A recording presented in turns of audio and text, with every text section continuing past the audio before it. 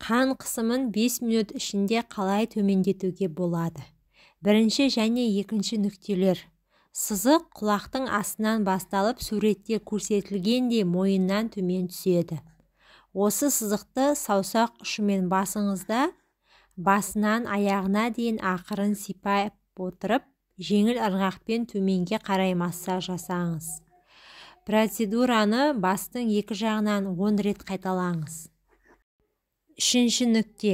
Келесі сызық құлақтың бет дақ тұсынан басталады. Оны доға түрінде уқалай отырып, мұрынға қарай массаж әрекетін жасаңыз. Мұны да екі құлаққа қатар жасау керек. Тым қатты басудың қажеті жоқ. Жеңіл және баяу. Массаж жасағанда еркін, терең тыныс ала отырып, өзіңізді бос, еркін ұстаңыз. Ештеңеге алаңдаудың қажеті жоқ. Демалуға тырысыңыз. Бұл жаттығу 5 минут ішінде қан айналымын қалыпты күйге келтіреді. Үйдегі қысымды төмендетудің табиғи және зиянсыз әдісі. Назарларыңызға рахмет. Менің каналыма тіркеліп, видеоға лайк басуды ұмытпаңыздар.